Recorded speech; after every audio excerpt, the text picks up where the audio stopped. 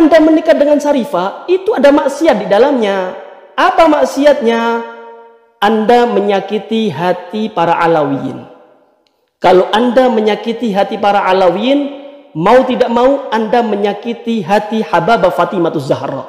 Kalau Anda sudah menyakiti hati Hababah Fatimatuz Zahra, berarti Anda sudah menyakiti hati kekasih Allah Subhanahu wa taala, yaitu Nabi kita Muhammad sallallahu alaihi wasallam. Adakah kemaksiatan yang lebih besar daripada menyakiti hati Nabi kita Muhammad sallallahu alaihi wasallam?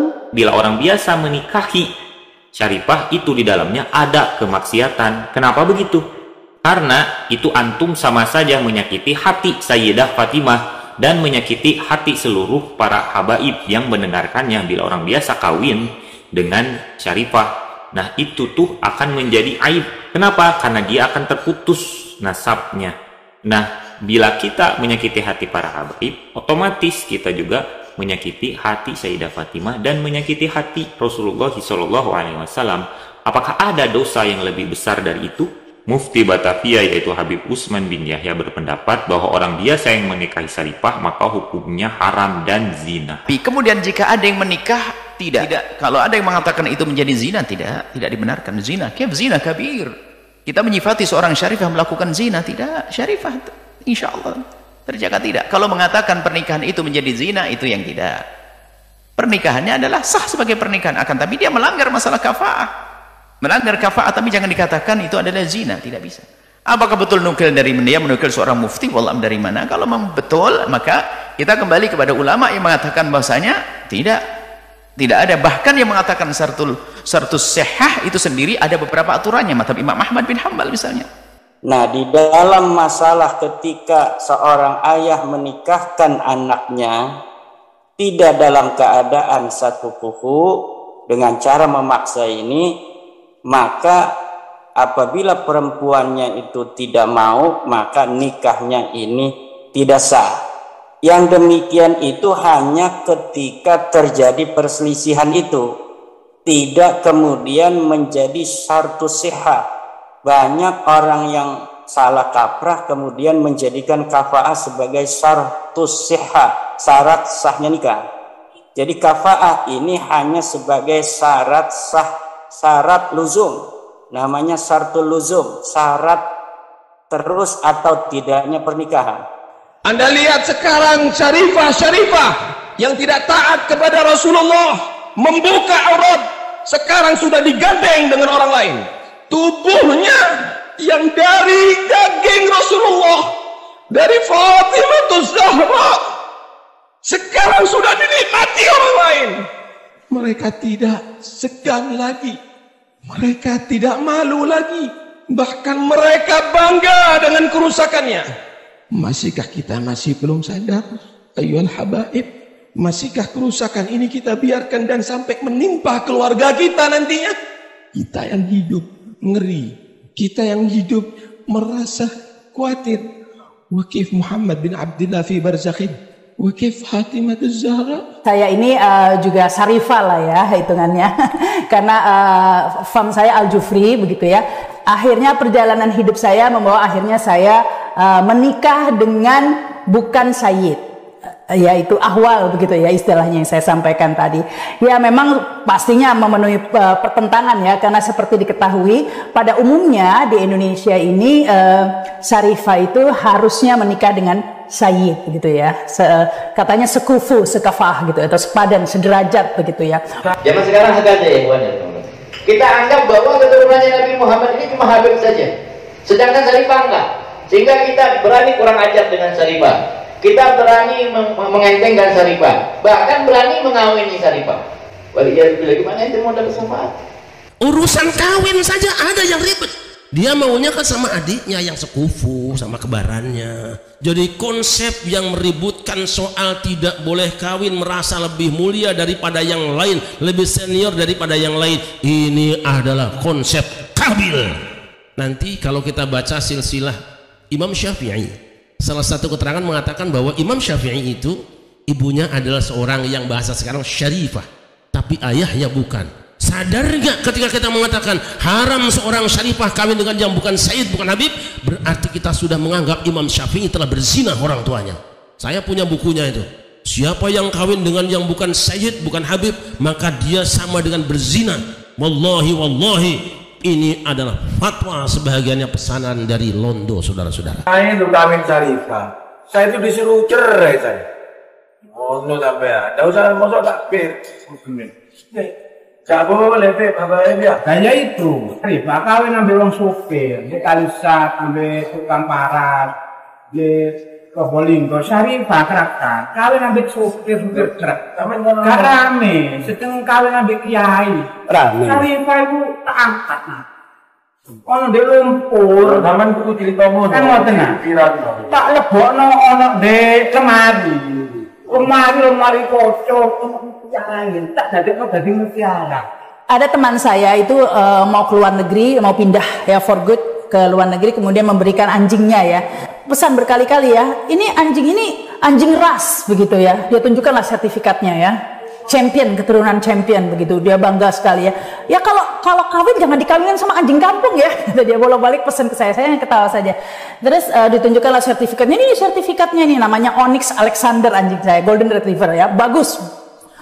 Besar, bulunya bagus begitu kan. Saya jadi merasa gimana ya, anjing aja ada sertifikatnya ini, wah harus keturunannya jelas ini, Golden Retriever keturunan champion, apa rasnya itu sampai turun-turunannya ada loh di situ ya, di sertifikatnya itu. Makanya saya merasa tidak heran ya, bukan saya menyamakan ya, tapi kan banyak orang yang membanggakan sertifikat seperti itu ya, kayak dari Robitoh itu ada catatannya ini, kita cucu Rasul itu sampai turunan keberapa ada.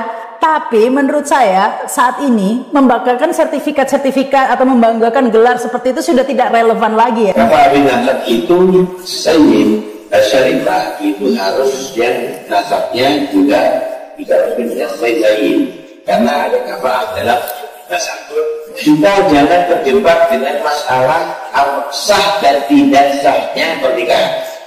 Kalau kita terjebak dengan masalah itu, akhirnya kita menjadi orang kadang-kadang tidak berada dalam satu perkawinan. Jangan terjebak dengan sah dan tidaknya. Awas, kita harus tahu ini pakai ada enggak? Adakah orang wanita yang melakukan? Hanya kafah itu adalah syarat luzum, artinya jika seorang wali tidak merestui akan anak perempuannya menikah dengan tidak sekufu, kalau tidak maka pernikahan sang wali bisa menghalangi itu semuanya. Kalau ternyata dinikahkan oleh yang lainnya, misalnya wali hakim dan sebagainya, ternyata tidak sekufu, wali bisa membatalkannya karena syarat luzum. Tapi kalau ternyata walinya dari sisi keabsahan, kalau wali menjadi mengizinkan, babnya beda. Makanya syaratul luzum, bukan syaratus sihhati, bukan syarat yang menjadikan kalau tidak dipenuhi menjadi tidak sah, tidak, syaratul luzum. Pernikahan pertama saya itu dengan Sayyid begitu ya, dan saya dikaruniai seorang putri, jadi saya sudah melahirkan Syarifah loh ini. Nah, tapi pernikahan itu ternyata ya tadi itulah, karena waktu itu terus terang saya menikah hanya pertimbangan nasab ya, karena di keluarga saya tidak boleh menikah kalau tidak dengan Sayyid. Jadi saat itu saya memutuskan menikah harus diakui bukan karena cinta atau merasa cocok, tapi karena wah ini susah ketemu Sayyid, mumpung Sayyid, jadi saya hanya menikah. 2 tahun saja, saya menikah 2001 dan saya bercerai 2003 begitu ya, karena memang dipaksakan, sehingga sampai 8 tahun ya saya baru menikah lagi, memutuskan menikah dengan Ahwal itu tahun 2011, artinya saya 8 tahun menjanda begitu ya. Seorang Ahwal menikah dengan Syarifah maka tidak bisa dikatakan zina. Menyifati zina itu berat, nggak bisa begitu. Menyifati zina itu nggak gampang. Dia melanggar jelas, dia salah, dia wanita tersebut salah, tapi tidak bisa dikatakan itu zina. Seperti itu. Jadi jangan mengatakan zina, nggak boleh, nggak gampang mengatakan zina. Bagaimana menyifati zina? Tidak, padahal dia pernikahan dengan saksi dan seterusnya. Kalau melanggar masalah kafah, iya jelas, karena jelas dalam madhab kita kafah itu diperhatikan. Di antara perkara-perkara yang harus diperhatikan di dalam pernikahan adalah al-kafa'ah, yaitu kesetaraan. Dan termasuk daripada kafa'ah yaitu an-nasab, setara di dalam nasab. Jika ada perempuan menikah dengan lelaki yang tidak setara di dalam nasab, maka menurut pendapat Abu Hanifah, Imam Syafi'i, Imam Ahmad bin Hambal, 3 madhab ini mengatakan tidak sah ketika ada Syarifah menikah dengan non-sayyid, maka ini akan terjadi cacat. Dan aib ini akan dirasakan oleh seluruh Alawiyin yang mendengarkan, yang mengetahui tentang pemutusan nasab tersebut. Jadi agar tidak terjadi semua, agar kedua ini dijaga oleh Allah Subhanahu wa taala, jangan sampai aib ini terjadi dalam Alawiyin, jangan sampai keturunan Nabi Muhammad ini terputus. Maka Alawiyin salaf kita memilih pendapat Imam Ahmad bin Hambal. Kalau ada Sarifah menikah dengan non sayyid, menurut Imam Ahmad bin Hambal pendapat pertama tidak sah sama sekali, walaupun Sarifahnya ridho, walaupun walinya ridho. Yang kedua, ketika ada Sarifah menikah dengan non sayyid, ini bisa sah dengan dua syarat: Sarifahnya ridho dan walinya Sarifah ini juga ridho. Wali yang jauh maupun yang dekat, mereka semua ridho. Artinya kalau ada lelaki yang mau menikah dengan Sarifah, selain dia mendapatkan ridho Sarifah, dia laki-laki tersebut harus mendapatkan ridho seluruh habaib, seluruh keturunan Hababah Fatimah Zahra yang ada di dunia. Harus ridho. Ini adalah perkara yang mustahil. Tentu saya menemui banyak pertentangan di keluarga saya ya ketika memutuskan untuk menikah dengan ahwal ini ya. Bahkan kalau bisa saya hitung dengan jari, rasanya hanya 11 jari lah kalau di lingkungan saya. Saya asalnya kan dari Surabaya ya, Arab Surabaya. Di Surabaya itu rasanya sedikit sekali lah Sarifah yang menikah dengan ahwal begitu ya. Maksud saya adalah di kalangan saya, di keluarga saya itu jarang sekali ya. Bahkan itu seperti aib begitu ya, menikah dengan ahwal itu seperti aib begitu ya anggapannya. Tapi mengapa akhirnya saya menikah dengan ahwal begitu ya? Mengapa saya memutuskan menikah dengan ahwal? Nah ini yang akan saya curhatkan hari ini ya. Untuk pendapat Imam Malik nggak apa-apa, pendapat Imam Abu Hanifah nggak apa-apa, pendapat Imam Muhammad nggak apa-apa. Pertanyaannya sekarang, apakah Imam Malik nggak bisa terjadi Pak? Walaupun tidak apa? Imam Ahmad lalu dengan Sarifah, Imam Abu Hanifah lalu dengan Sarifah. Menurut fikih itu asal perempuannya tadi itu ridho dan wali sederajat itu ridho, maka itu hukumnya sah. Oke, itu nggak pakai Ibn Hajar kali dengan Sarifah. Imam Nawawi kali dengan Sarifah. Ustaz baru muncul dari kampung soal fikih berani kali dengan Sarifah dengan bawa dalil. Mana ada kamu, guru-guru kamu gak pernah begitu, imam-imam kamu gak pernah begitu. Jadi kita jangan terjebak dengan masalah ilmu sah dan tidaknya, tapi bahwa ada video seorang Habib yang mengatakan bahwa tidak sah seorang Sarifah menikah dengan orang Indonesia karena tidak sekufu. Nah ini salah paham dalam memahami bab kafaah di dalam mazhab Syafi'i. Disangkanya kafaah ini adalah sebelum terjadinya pernikahan. Kafaah ini diatur di dalam mazhab Syafi'i hanya ketika sudah terjadinya pernikahan secara ijbar oleh wali mujbirnya, lalu kemudian anak perempuannya ini tidak bersedia karena tidak sekufu. Saya punya banyak teman-teman Sarifah, banyak loh ya, yang akhirnya tidak menikah begitu ya, sampai perawan tua dan tidak pernah menikah begitu ya, dikarenakan ya memang kan sulit ya, karena kan minoritas sayyid itu tidak banyak, sementara hukum yang berlaku begitu, sayyid bisa menikah dengan ahwal, dengan siapa saja, dengan bule, dengan siapa saja bisa. Sementara kalau Sarifah hanya dengan sayyid, sehingga ya akhirnya ini stok sayyidnya berkurang begitu. Ada kesalahan orang dalam memahami kafaah dalam bab nikah. Kafaah dalam bab nikah dalam mazhab Syafi'i itu ada hanya ketika terjadi perselisihan antara anak perempuan dengan ayahnya yang wali mujbir. Jadi begini, dalam mazhab Syafi'i itu ada yang disebut wali mujbir. Wali mujbir itu adalah ayah atau kakek yang dapat memaksakan anak perempuannya menikah. Nah, di dalam masalah ketika seorang ayah menikahkan anaknya tidak dalam keadaan satu kuku dengan cara memaksa ini, maka apabila perempuannya itu tidak mau, maka nikahnya ini tidak sah. Yang demikian itu hanya ketika terjadi perselisihan itu, tidak kemudian menjadi syartu sihah. Banyak orang yang salah kaprah kemudian menjadikan kafa'ah sebagai syartus sihah, syarat sahnya nikah. Jadi kafa'ah ini hanya sebagai syarat sah, syarat luzum. Namanya syartul luzum, syarat terus atau tidaknya pernikahan. Jadi adanya pun hanya ketika seorang anak perempuan ini tidak menerima dengan calon suami atau suami yang telah dinikahkan oleh wali mujbirnya dalam keadaan tidak sekufu. Kufu di dalam mazhab Syafi'i itu ada dari agama, dari ifah, dari nasab, dari irfah. Apabila perempuan ini misalnya seorang kaya raya, ayahnya kaya raya, kemudian dipaksakan secara ijbar, secara paksa oleh ayahnya, kemudian ayahnya ini ternyata menikahkannya bukan dengan orang kaya, maka anak ini boleh tidak mau karena tidak sekufu. Tapi kalau anaknya ini menerima, maka itu tidak menjadi soal. Atau nasab, misalnya anak perempuan ini anak raja, anak perempuan ini anak seorang raja, kemudian ayahnya dengan hak ijbarnya dia itu menikahkan putrinya ini tanpa sepengetahuan putrinya dengan rakyat jelata.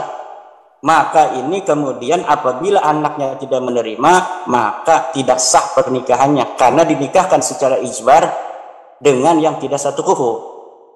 Nah, begitu pula seperti video atau yang disebutkan oleh Kang Riko tadi bahwa ada video seorang Habib yang mengatakan bahwa tidak sah seorang syarifah menikah dengan orang Indonesia karena tidak sekufu. Nah, ini salah paham dalam memahami bab kafa'ah di dalam mazhab Syafi'i. Disangkanya kafa'ah ini adalah sebelum terjadinya pernikahan. Kafa'ah ini diatur di dalam mazhab Syafi'i hanya ketika sudah terjadinya pernikahan secara ijbar oleh wali mujbirnya, lalu kemudian anak perempuannya ini tidak bersedia karena tidak sekufu, baik di dalam masalah agama, baik dalam masalah iffah, di dalam masalah nasab, dalam masalah hirfah dan lain sebagainya. Kalau sekufu, walaupun anak perempuannya ini tidak mau, tetap sah. Karena seorang ayah mempunyai hak ijbar dalam mazhab Syafi'i. Nah, tidak sah itu hanya ketika anaknya ini tidaklah menerima karena laki-laki itu tidak sekufu, baik di dalam masalah nasabnya, baik dalam masalah iffah dan tidak iffahnya, misalnya tidak suka sholat, berasal dari keluarga yang tidak ibadah, atau pekerjaannya rendah, atau nasabnya rendah dan sebagainya. Tapi apabila tidak ada penolakan, apalagi ayahnya sejak awal sudah menerima, kemudian si putrinya ini juga seorang yang sayyidah ini juga menerima, kemudian dikatakan tidak sah, ini tidak ada landasannya. Ini tidak ada landasan di dalam agama Islam, khususnya dalam mazhab Syafi'i. Contoh lagi dalam mazhab Hanafi. Kapankah mazhab Hanafi itu ada bab kafa'ah sangat signifikan dibahas, yaitu ketika seorang anak perempuan menikah dengan sendirinya tanpa kehadiran walinya, kemudian walinya tidak terima karena anak perempuannya ini menikah tanpa sekufu. Karena di dalam mazhab Abu Hanifah, anak perempuan yang rasidah itu sudah boleh menikahkan dirinya dengan dihadiri oleh 2 orang saksi, lalu setelah menikah dia izin, dia bilang kepada ayahnya, boleh, dalam mazhab Abu Hanifah. Nah, ketika setelah menikah anak perempuan ini mengatakan pada ayahnya ternyata mengetahui dia tidak sekufu, maka ayahnya boleh untuk tidak setuju, dan itu secara otomatis tidak sah itu menikahnya anak perempuannya itu karena dia menikah tanpa kehadiran ayah dengan yang tidak sekufu. Apabila menikahnya dia dengan sekufu walaupun tidak dihadiri oleh ayahnya, menurut mazhab Abu Hanifah itu sah. Nah, ini hanya dalam mazhab dalam permasalahan ketika salah seorang antara wali atau anak perempuan yang tidak ridha dengan pernikahan yang sudah terjadi. Yang dalam mazhab Syafi'i itu adalah ketika anak perempuannya tidak ridha dinikahkan secara ijbar dengan yang tidak sekufu, atau dalam mazhab Abu Hanifah adalah ketika anaknya telah menikah tanpa sepengetahuan ayahnya, kemudian ketika dia memberitahukan kepada ayahnya, ternyata si laki-lakinya ini tidak sepupu, maka disitulah tidak sah, karena kafa'ah merupakan syartul luzum di dalam pernikahan madhab Abu Hanifah dan madhab Imam Asy-Syafi'i. Tapi gini Pak Yai, ada keterangan yang saya dapatkan di dalam kitab Bugiyah yang itu menyatakan bahwa tidak sah syarifah nikah dengan orang yang bukan syarif, Pak Yai. Itu bagaimana? Kitab Bughiyatul Mustarsyidin itu yang dikarang oleh Abdurrahman Al-Masyhur, kalau tidak salah itu seorang habib, dia itu menyalahi atau yukhalifu qaulal jumhur fi ashabi Syafi'i. Tidak ada ashab Syafi'i yang berpendapat seperti itu. Maka walaupun di dalam pondok pesantren kitab Bughya itu salah satu yang juga merupakan referensi, tetapi bukan berarti itu semua yang ada di dalam kitab itu bisa untuk dipakai. Apabila pilihan masalah dalam Bughya itu yukhaliful jumhur fi ashabi Syafi'i, maka itu bisa diabaikan, termasuk di dalam masalah bab kafa'ah yang disebutkan oleh Syekh Abdurrahman Al-Masyhur itu, bahwa seorang syarifah tidak sah menikah dengan seorang yang bukan syarif, yang bukan turunan Nabi. Itu menyalahi jumhur ulama Syafi'i, dan kaul itu bisa disebut dengan kaul syad, la yu'tamad wa la yuhtajju bih, tidak bisa dijadikan hujjah, kaul yang menyalahi jumhur ashab Syafi'i. Ya, jadi ada juga yang menyatakan bahwa ini bukan masalah sah dan tidak sah, ini masalah adab. Masalah adab jangan dibawa-bawa dalam masalah hukum. Beradab, kadang-kadang kita juga pernah mendengar ada orang-orang yang sudah menikah. Jadi seorang syarif, bukan seorang syarifah menikah dengan orang Indonesia, bapaknya sudah setuju, perempuannya ini setuju, setelah menikah dipermasalahkan oleh habib-habib yang lain, berlandaskan pendapat dari Syekh Abdurrahman Al-Masyhur ini dalam kitab Bughiyah. Sedangkan kaul ini la yu'tamad, kaul ini la yuhtajju bih, tidak bisa dijadikan hujjah. Karena apa? Karena yukhalifu jumhurul ashab fi madhhab Syafi'i. Dan apabila ini dikembangkan, bahkan ada yang katanya walaupun diundang ini tidak boleh datang, ya kan? Walaupun dia keluarga, kita tidak boleh datang, karena ini terjadi itu aib. Seorang syarifah menikah dengan orang Indonesia yang bukan turunan daripada Rasulullah. Ini tidak ada di dalam ajaran agama Islam. Wa yushammu minhu raihatun min rawaihil jahiliyah. Ini kalau dikembangkan ini berbahaya, apalagi sampai diumumkan, sampai mempermasalahkan di hadapan orang banyak di media-media sosial. Ini akan terjadi harmonisan kehidupan sosial. Nanti kalau orang Indonesia mendengar itu, kemudian merasa kalau begitu mereka menganggap itu rendah dan sebagainya. Nah, ini akan terjadi hal-hal yang tidak baik dalam kehidupan sosial, dalam kehidupan berbangsa, bertetangga dan sebagainya. Nah, kalau umpamanya seorang syarif atau seorang habib itu ketika dia punya anak perempuan, ada yang melamar, dirinya sendiri merasa bahwa tidak mau menerima, itu hak dia. Tidak ada masalah. Banyak juga orang-orang di Indonesia ini yang ada yang melamar tidak menerima karena dianggap tidak pas dalam beberapa hal. Tetapi ketika dia menerima, anaknya menerima, bapaknya menerima, keluarga terdekatnya menerima, orang lain tidak boleh mempermasalahkan. Apalagi satu kabilah mempermasalahkan itu. Lah ini saya kira nanti tidak ada keharmonisan dalam kehidupan bersosial, dalam kehidupan bertetangga, karena orang lain nanti akan merasa direndahkan dengan pendapat-pendapat yang disampaikan itu. Kalau tidak menerima secara pribadi itu hak dia. Anaknya misalnya menolak, itu hak dia. Orang tuanya juga menolak, itu hak dia. Tetapi ketika sudah terjadi misalnya dipermasalahkan oleh orang lain karena merasa ini dia adalah orang yang berkasta rendah, dan kemudian ini Syarifah berkasta tinggi, ini lama-kelamaan akan terjadi gap sosial. Ini yang kita tidak inginkan, ya kan? Di dalam apalagi pendapat itu bertentangan dengan madhabnya sendiri, bertentangan dengan seluruh pendapat madhab Syafi'i, atau memang karena salah memahami. Misalnya dalam memahami ini harus ada izin dari seluruh habaib, karena memang di dalam ibarah madhab Syafi'i, kitab-kitab itu ada begini, bahwa harus mendapatkan izin dari al-awliya il-baqin al-mustawin, awliya wali-wali yang tersisa yang sama derajatnya. Nah, ini salah dipahami, mungkin seluruh dari keluarganya itu harus mendapatkan izin. Tidak, ibarah itu hanya untuk misalnya ada 2 wali yang sama derajat. Seorang perempuan ini punya 2 kakak laki-laki, itu namanya al-awliya al-mustawin al-baqin. Yang satu menikahkan, yang satu tidak tahu. Nah, ketika yang satu tidak tahu ini, kemudian setelah pernikahan dia tahu, kemudian dia tidak setuju karena dia tidak sekufu, laki-laki yang dinikahkan oleh kakak laki-laki yang satu ini, maka disitulah dapat tidak sah.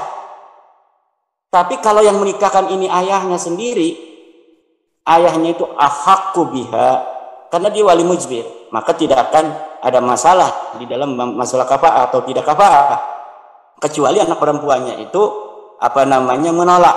Apabila anak perempuannya menolak karena laki-laki disekufu, baru ini tidak sah, karena kafa'ah dalam madzhab Syafi'i adalah syaratul luzum, syarat terusnya pernikahan. Apabila anaknya diridha, enggak jadi soal. Tapi kalau anak perempuannya ini tidak ridha dengan ijbarnya dari ayahnya ini, maka anaknya ini dapat memutuskan luzumun nikah ini. Demikian Kang Riko. Baik Pak Yai, sebagaimana biasanya, apakah ada pesan yang ingin Pak Yai sampaikan tentang masalah ini, umumnya buat masyarakat Indonesia, khususnya buat para pemirsa Islam Aktual TV dimanapun berada, Pak Yai? Baiklah, saya tidak bosan-bosan untuk kembali mengambil ayat Al-Quran. Allah Subhanahu Wa Taala ya dalam Al-Quran mengatakan, Inna akramakum indallahi asqakum. Innal ladzina amanu wa 'amilus salihati ulaika hum khairul bariyah. Segala pemahaman yang bertentangan 2 ayat ini maka ditolak. Apalagi yushamu minhu raihatun min rawaihil jahiliyah. Nanti akan terjadi ketimpangan sosial, tidak saling harga menghargai, tidak saling hormat menghormati. Akan terjadi ajaran yang tidak sesuai dengan ajaran Nabi, di mana seseorang, sekelompok merasa lebih mulia dari kelompok lainnya karena darahnya. Sedangkan ini adalah tidak diajarkan oleh baginda Nabi besar Muhammad sallallahu alaihi wasallam.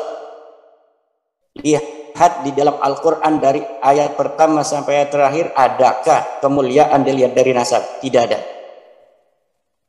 Hadis-hadis Nabi dari berbagai macam kitab-kitab hadis, lihat apakah ada kemuliaan yang diajarkan oleh ajaran universalisme Islam itu, bahwa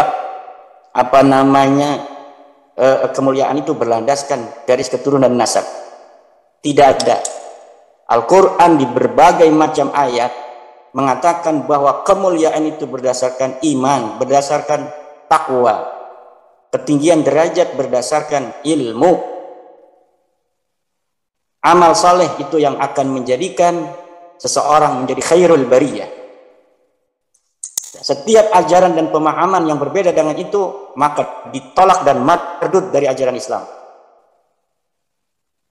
Dan inilah ajaran baginda Nabi besar Muhammad sallallahu alaihi wasallam, ajaran Islam. Di Jawa dulu juga begitu. Orang-orang turunan raja tidak mau menikahkan anak-anak perempuannya dengan laki-laki dari rakyat jelata. Di Banten juga sama. Orang-orang Banten merasa keturunan Rasul, turunan raja, tidak mau menikahkan putrinya dengan keturunan biasa. Ini sudah dihapus oleh ajaran Islam, bahwa derajat manusia di depan Allah Subhanahu wa taala adalah sama. Yang membedakan adalah takwanya. Yang membedakan adalah amal salihnya. Siapa orang yang mau bekerja keras untuk mendapatkan ilmu, maka dia tinggi derajatnya. Yarfa'illahu alladhina amanu minkum walladhina utul ilma darajat. Siapa orang yang mau lebih bertakwa dari yang lainnya, maka dialah yang lebih mulia dari yang lainnya. Inilah ajaran Islam.